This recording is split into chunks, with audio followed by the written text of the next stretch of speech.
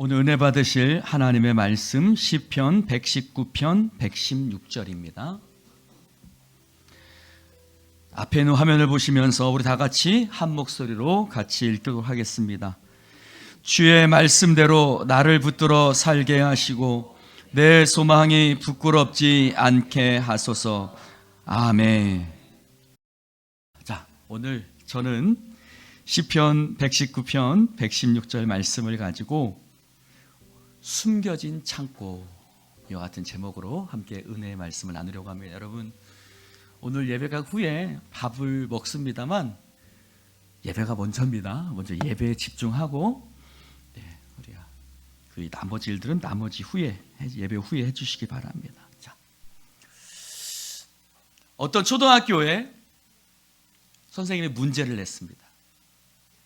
문제를 냈는데 그 문제는 뭐였냐면 술에 취해 큰 소리로 소리를 지르거나 노래 부르는 것을 사자성어로 무엇이라 하는가 였습니다. 자, 그래서 땡땡땡 가입니다. 자, 여러분, 이것은 뭘까요? 도성 방가인가?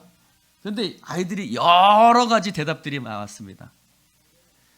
여러 가지 대답들이 나왔는데 한 아이가 용감하게 탁 손을 들고 대답을 했습니다. 그랬더니 아이들이 웃음이 그것을 폭소파다가 됐습니다. 그 답은 뭐였냐면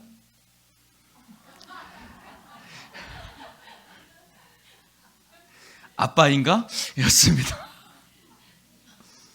술에 취해 거리에서 큰 소리를 지르거나 노래를 부르는 사람, 이것을 사자성어로 아빠인가?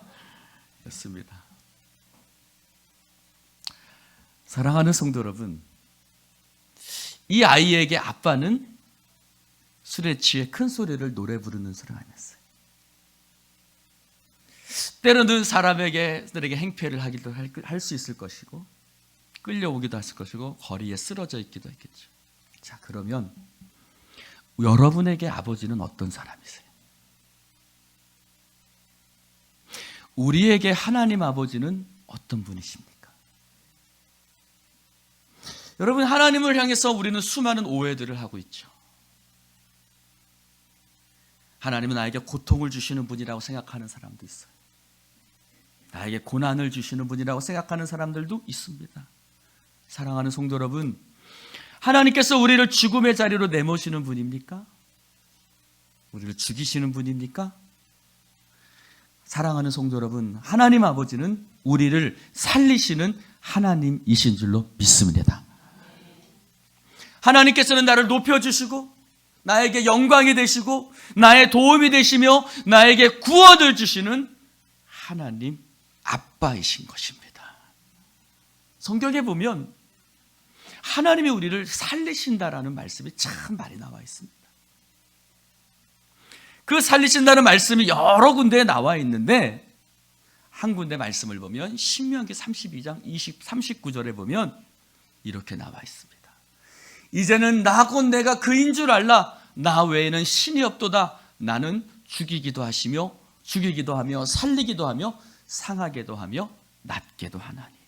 하나님을 가리켜서 나는 죽이기도 하며 살리기도 한다고 모세는 하나님을 선포하고 있습니다. 순서가 중요합니다. 한번 따라해 봅시다. 죽이기도 하며 살리기도 하며. 뭐가 먼저예요? 뭐가 나중이에요? 여러분, 하나님이 때로는 나를 죽음의 자리로 내몰기도 합니다. 고통의 자리로 내몰기도 해요. 나를 고난과 사망의 음침한 골짜기로 내몰기도 합니다. 그러나 그것의 목적은 우리를 살리시기 위함인 줄로 믿습니다. 그래서 살리시기와 나중에 있는 거예요. 나를 죽이기도 하시는 것 같아요.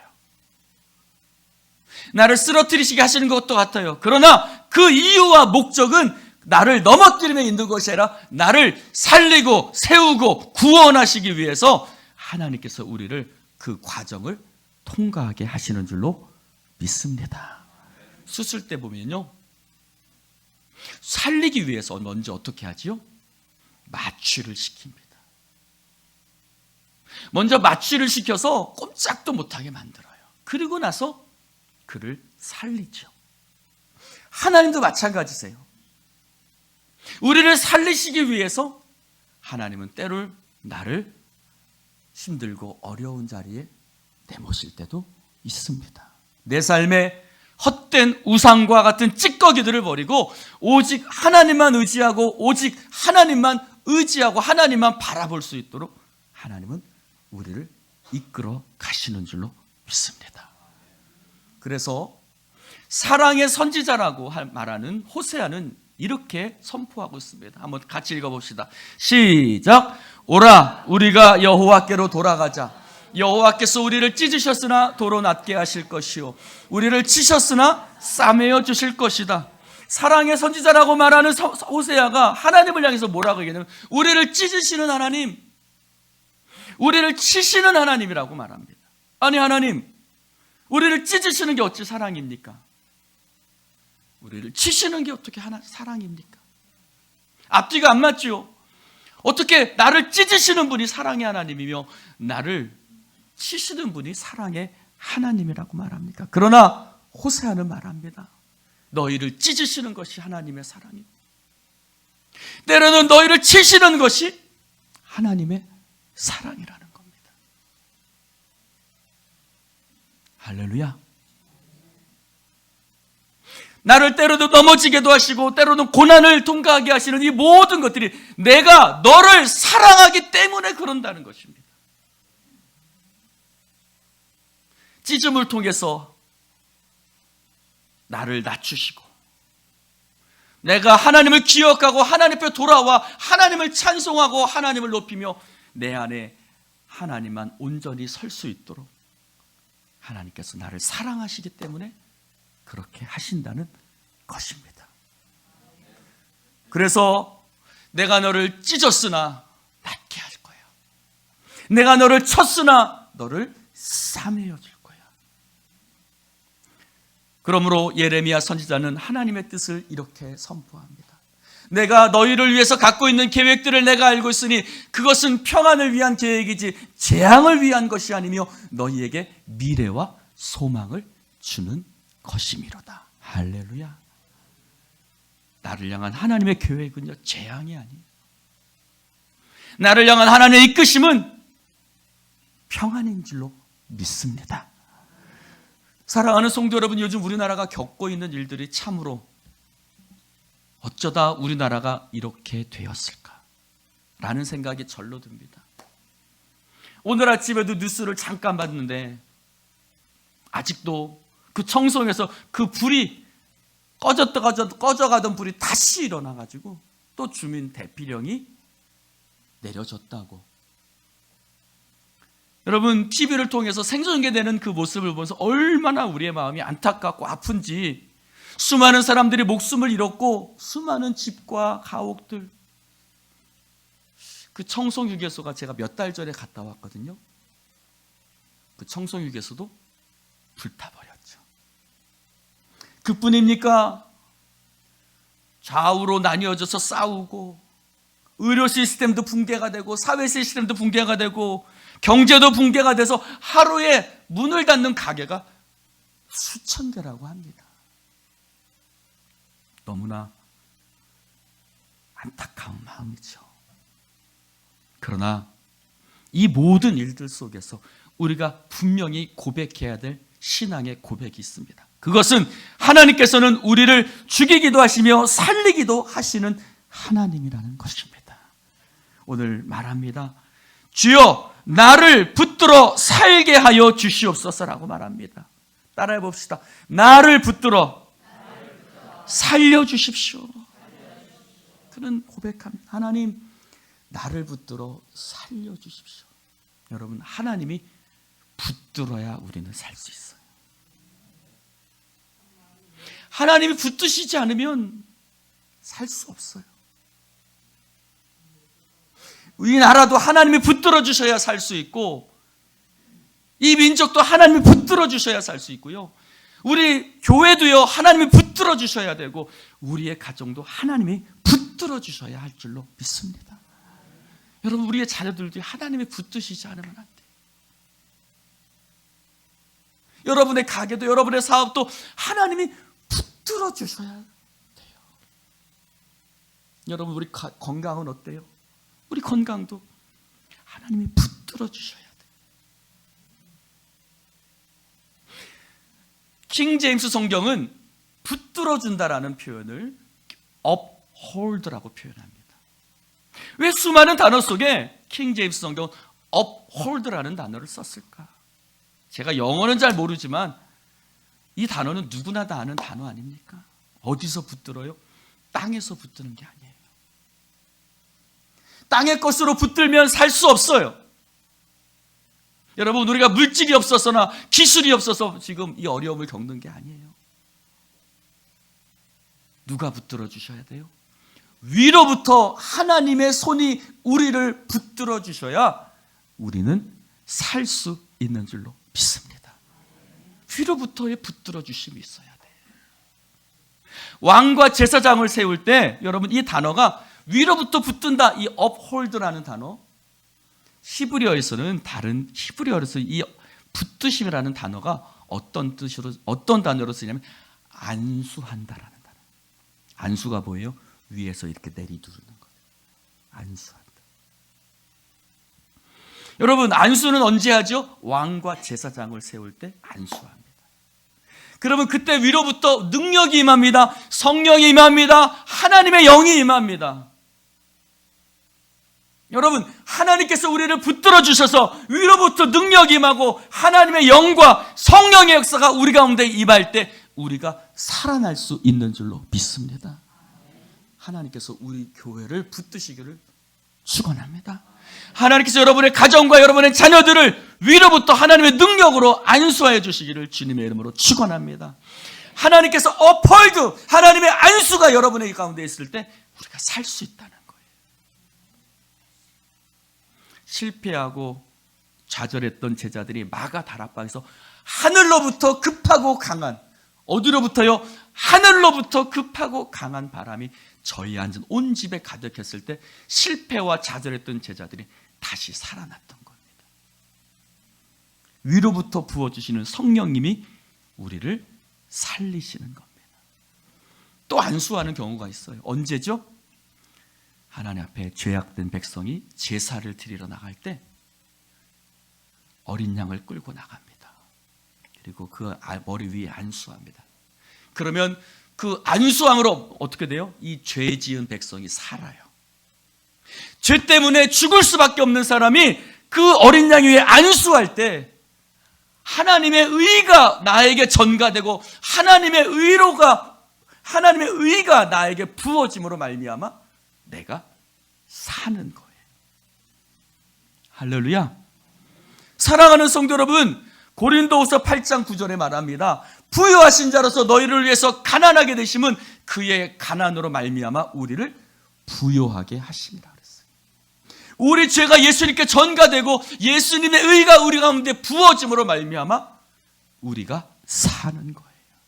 하나님이 세상을 이처럼 사랑하사 독생자를 주셨으니 이는 저를 믿는 자마다 멸망치 않고 영생을, 좀 더 쉽게 얘기하면요, 너희들이 죽지 않고 영원한 생명을 너희들을 살리기 위함이라는 거예요. 언제 살아요?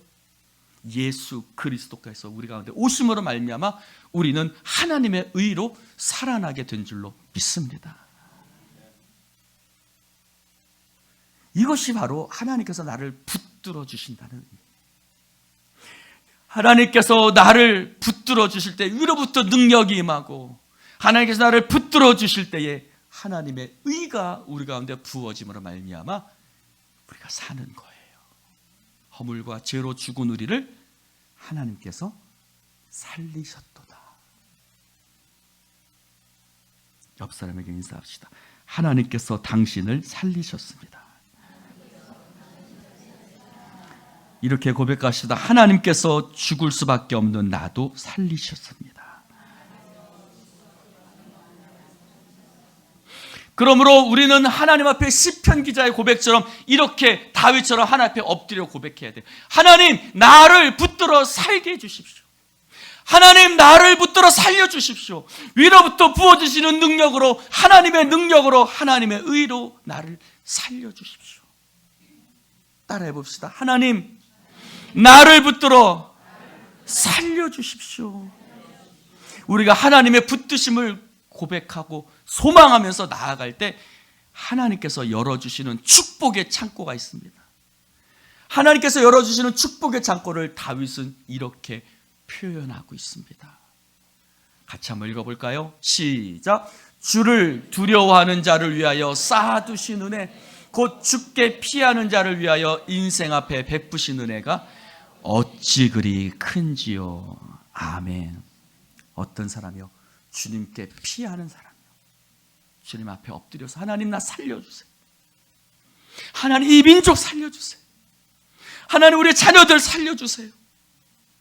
하나님 앞에 나와 하나님 앞에 부르짖어 기도할 때 그들을 위해서 하나님께서 쌓아두신 은혜가 있다는 거예요. 여러분, 쌓아둔다는 말이 뭘까요? 다윗은 왜 그 은혜를 가리켜서 쌓아두신 은혜라고 고백했을까요? 우리가 살다 보면요, 다급할 때가 있죠. 여러분, 다급하게 피 흘리며 다가오는 병원에 들어오는 환자에게 이것저것 묻지 않아요. 따지지 않아요. 먼저 뭐부터요? 일단 살리고 봅니다. 우리가요, 하나님 앞에 다급한 심정으로, 하나님 앞에 호소하는 마음으로, 하나님, 우리 살려주세요. 하나님, 우리 교회를, 우리 가정을, 우리 자녀를 살려주세요. 하나님, 나를 살려주세요 할 때요, 하나님은요, 묻지도 않고 따지지도 않고 우리를 살려주시는 줄로 믿습니다. 그것을 다윗은 쌓아두신 은혜라고 고백해요. 죽어가는 사람에게 일단 살려놓고 보는 의사처럼, 일단 헌혈주머니 갔다가 그 환자에게 수혈하는 것처럼 하나님의 쌓여있는 은혜는요, 묻지도 않고 따지지도 않고 나를 살려주시는 하나님의 은혜. 지금 우리에겐 그런 하나님의 쌓여두시는 은혜가 필요한 줄로 믿습니다. 지금 이 민족에게요, 묻고 따질 시간이 없어요. 너무나 다급해요. 특별히 이 한 주가 저는 굉장히 중요하다고 생각해요. 이번 한 주 불길이 잡혀야 되고 어떤 결론이 나와야 하고, 하나님께서 일단 이 민족을 하나님 살려주십시오. 우리가 하나님 앞에 나와 기도해야 될 줄로 믿습니다. 이 쌓아두신 은혜를 저는 이렇게 표현하고자 합니다. 한번 따라해 봅시다. 숨겨진 창고. 숨겨진 창고. 이 쌓아두신 은혜는, 쌓아두었다는 의미는 두 가지 의미가 있어요. 제가 숨겨진 창고라고 부르는 이유가 있는데, 첫 번째로 이 하나님의 은혜는요, 숨겨져 있기 때문에. 어떻게 했다고요? 숨겨졌어요. 여러분, 피난처는 바깥에서 보여요, 안 보여요? 바깥에서 보이면 피난처가 될 수 없어요. 바깥에서 보이지 않아야 피난처가 되는 거예요. 모세의 어머니 요게벳이 모세를 낳았어요. 너무 잘생긴 거예요. 그 당시 아기를 낳으면 어떻게 해야 돼요? 나일강에 흘려보내요. 떠나보내요. 나일강에 던져야 돼요. 근데 너무 아름다운 이 아이를 죽일 수가 없었어요. 석 달 동안 숨겼습니다.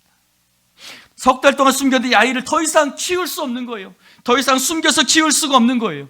그래서 어떻게 합니까? 갈대사 갈대로 상자를 엮어서 역청과 진을 칠하고, 그리고 그 안에다가 아기를 넣었습니다.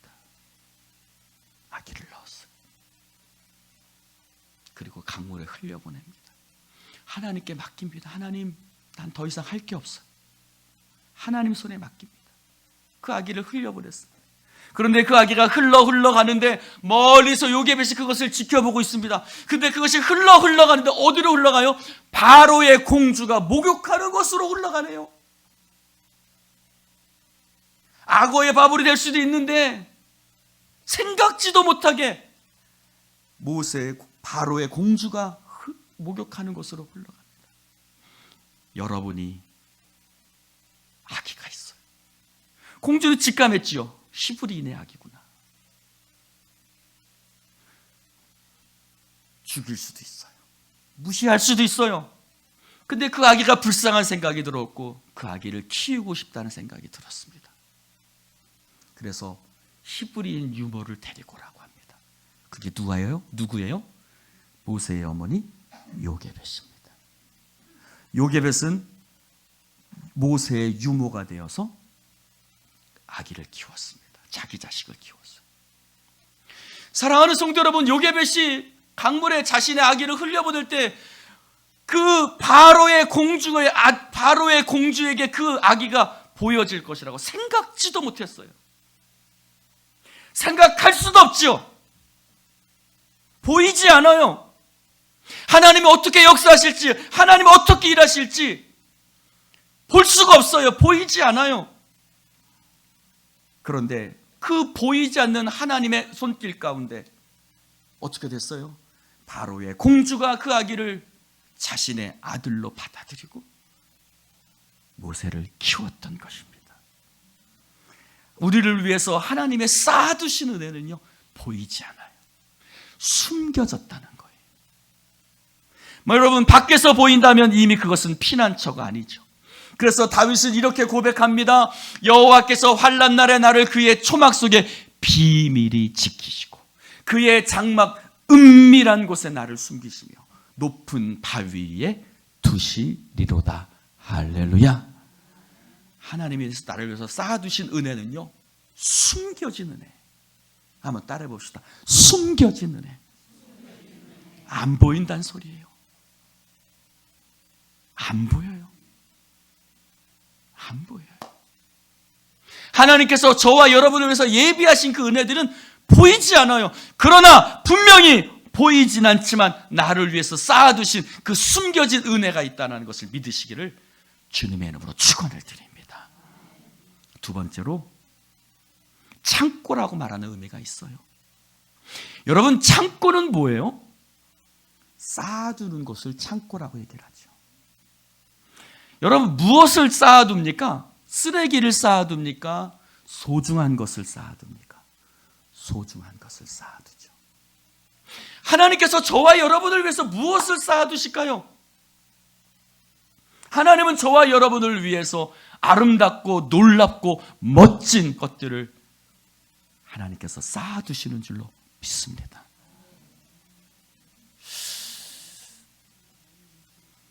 어머니들을 보면요, 냉장고에요, 뭔가를 하나씩 쌓아둬요. 왜 쌓아둘까요? 어쩌다가 자식이 오면요, 자식을 빈손으로 보낼 수가 없거든요. 그래서 냉장고에다가 여기다가 이곳저곳에다가 막 맛있는 거를 먹고 드시면 좋을 텐데 이렇게 쌓아둬요. 그리고요, 어떻게 하죠? 그 쌓아둔 것을 자식이 오면 아낌없이 꺼내요. 아낌없이 꺼내서 보자기에 쌓든 봉지에 넣든 가방에 넣든 그것들을 어떻게 해요? 싸주는데요. 한 권사님, 아깝게 싸줘요? 아니면 다 싸줘요? 다 싸주죠. 아가서에 말합니다. 내가 내 사랑하는 자 너를 위해서 쌓아둔 것이로다. 하나님께서 우리들을 위해서 쌓아두셨는데요, 우리를 위해서 왜 쌓아두셨다고? 하나님이 우리를 사랑하시기 때문에 하나님이 귀하고 아름다운 놀라운 은혜들을 쌓아두시는 줄로 믿습니다. 하나님이 저를, 여러분들을 사랑하셔. 그래서 쌓아두신다는 거예요. 이 귀한 은혜를 하나님께서는요, 쌓아둘 뿐만 아니라 쌓아두는 게 목적이 아니에요. 무엇이 목적이에요? 주는 게 목적이에요. 로마서 8장 32절에 말합니다. 자기 아들을 아끼지 아니하시고 우리 모든 사람을 위해서 내주시니가 어찌 그 아들과 함께 모든 것을 우리에게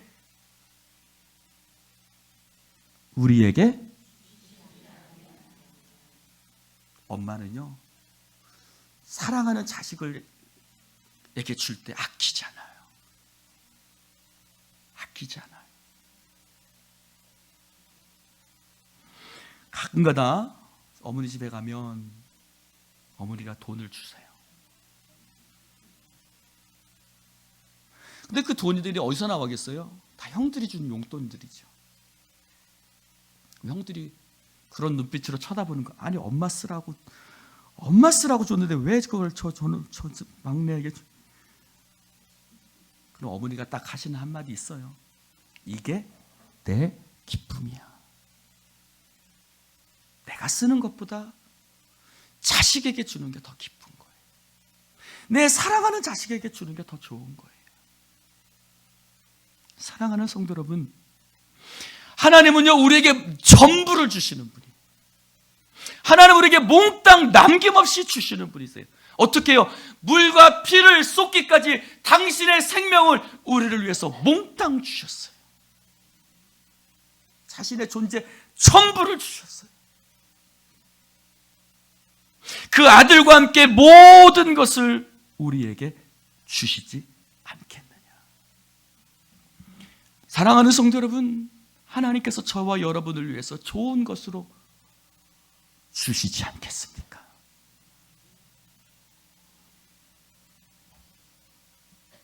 오늘 말씀,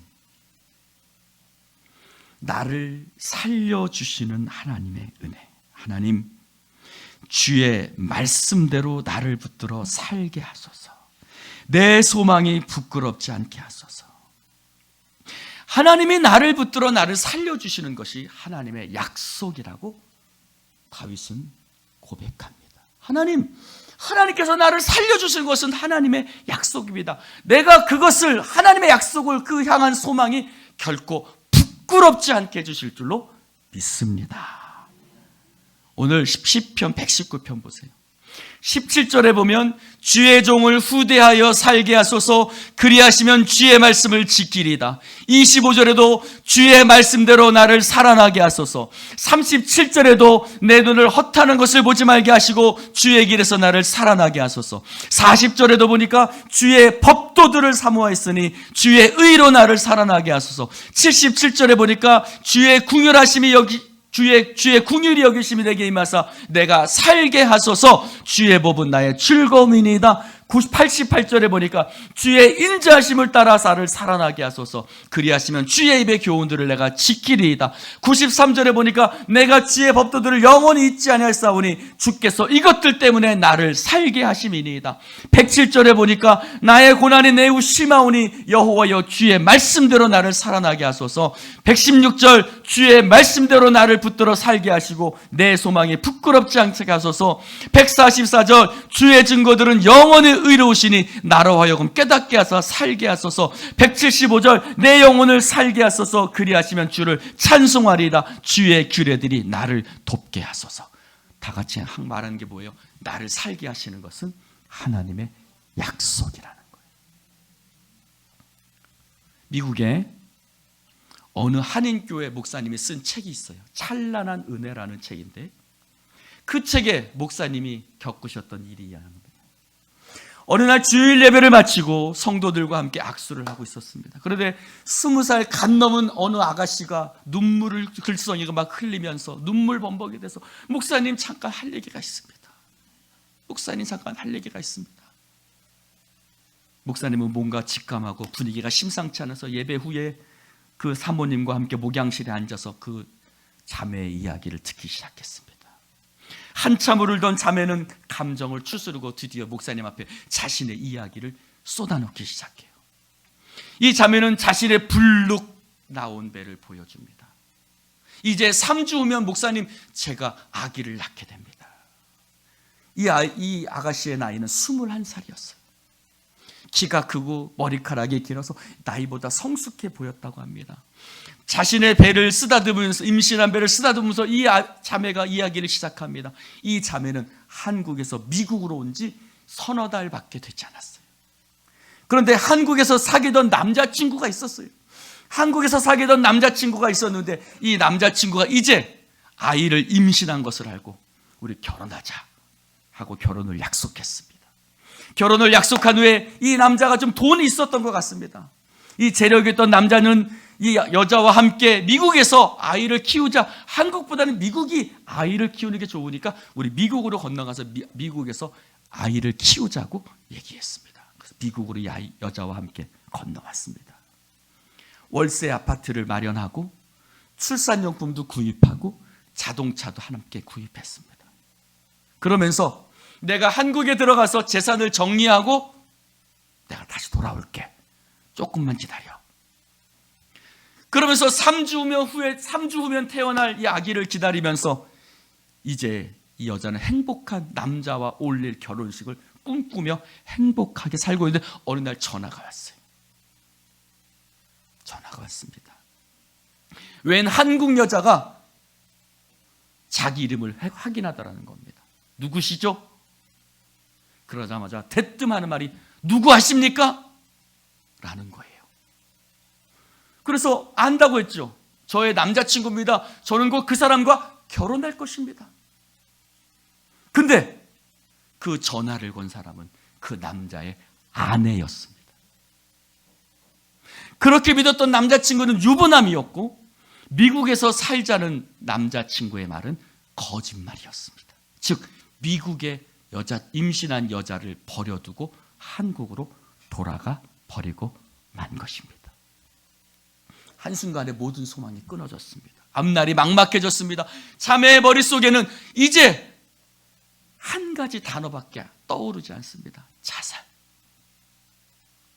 3주 후면 태어날 아기를 이 미국에서 당장 다음 달 낼 월세도 없는데 영어도 한마디 못하는 자기가 미국에서 살 자신이 없었어요.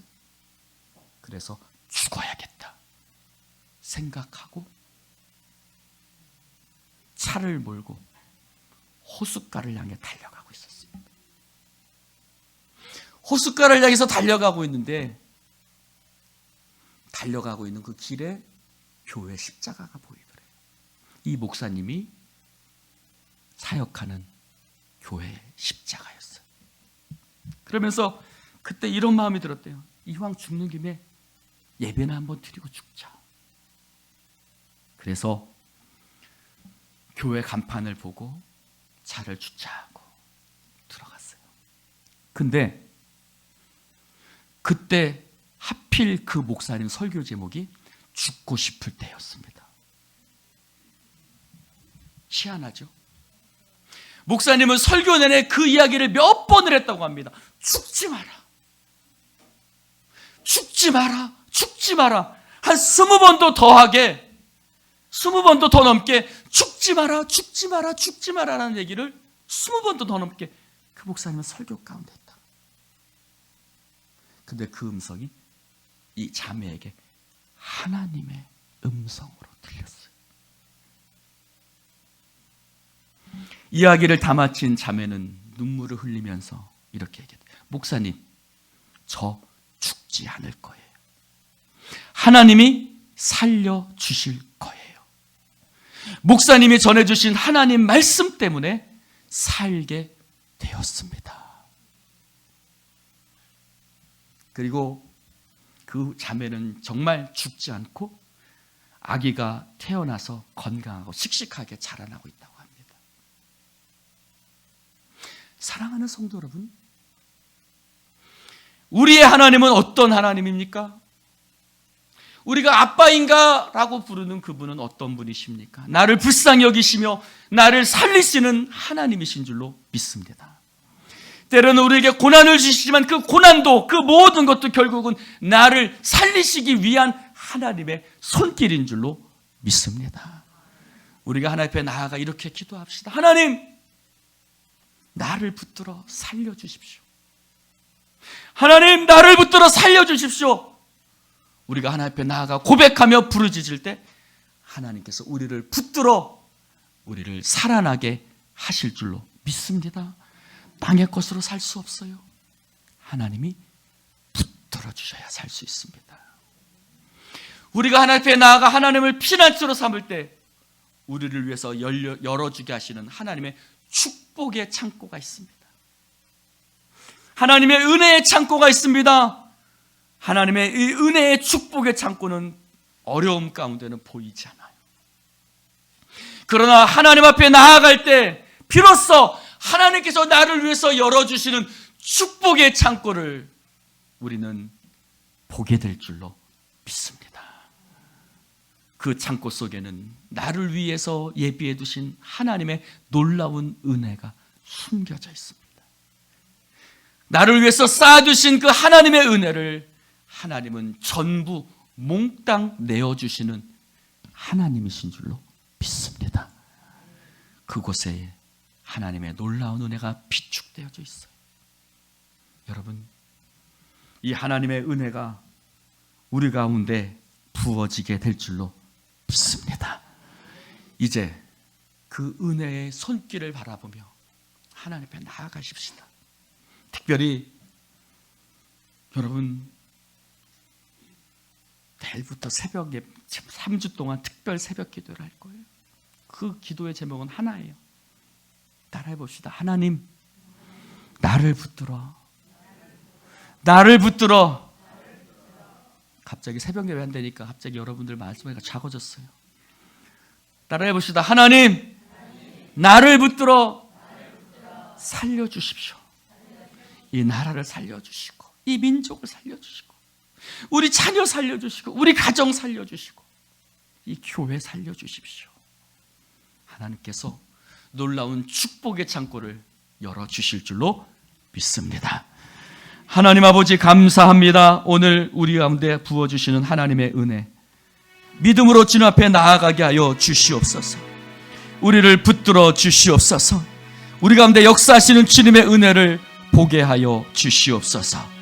예수님 이름으로 축복하며 기도드리옵나이다. 아멘.